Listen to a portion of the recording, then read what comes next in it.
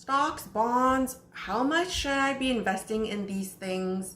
And what is the difference? Also, what kind of risks do these things entail? Welcome to my channel, everyone. My name is Michelle Hung from the Sassy Investor, your go-to platform for everything to do with personal finances, investing, and money mindset. In today's video, I'm going to be talking about the risks associated with stocks and bonds, the differences between these two things, and looking at it from a very different perspective when it comes to the risks of these two products. When it comes to buying stocks, whether you're buying one share or 1,000 shares of a company, you're buying a piece of ownership in that company.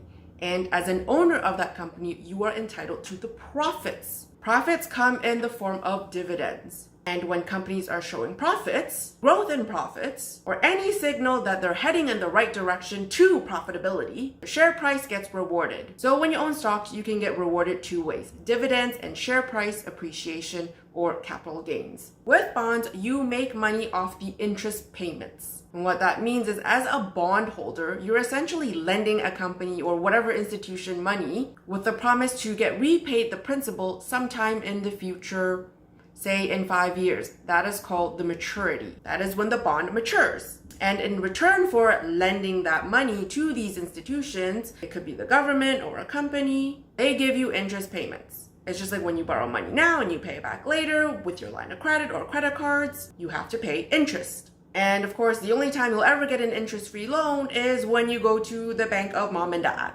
Just saying. Aside from that, you are paying interest, and if you're lending money, you are receiving interest. All bondholders are expected interest payments, nothing more and nothing less. And then they want their money back upon maturity. Yes, there could be some possible capital gains if that bond is sold prior to maturity, but that depends on a few things, and I'm not going to get into it. It's not important because you're not investing in bonds for capital gains. You want bonds because of their steady and predictable payments. Nothing exciting. It's quite freaking boring if you ask me. And if you're wondering why your portfolio isn't growing, it's probably because you have too high of a bond component in your portfolio. So if you're in a balanced fund or an income fund, these are very conservative portfolios. So you shouldn't be expecting growth from capital gains in these types of funds. That's not what bonds are about. Bonds have this predictable interest component with a promise to return your money after a certain period. And for that reason, they are deemed less risky compared to equities. But that's not the only factor. Bondholders are paid first and foremost before any equity shareholders. And when you're looking at this from the point of view of a company's income statement,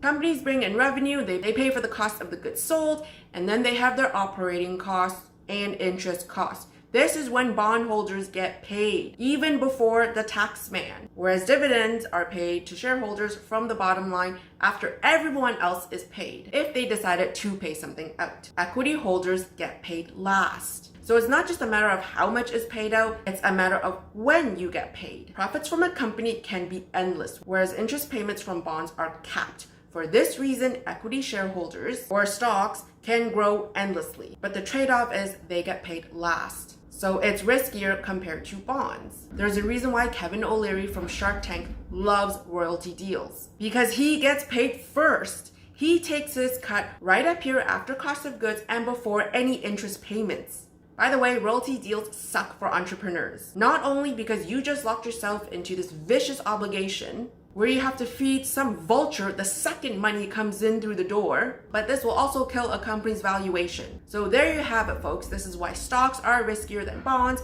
and why royalty deals suck for equity holders, except if you're that investor making that royalty deal. Hope you found this video helpful. Please leave a comment below if you have any questions. I will see you later.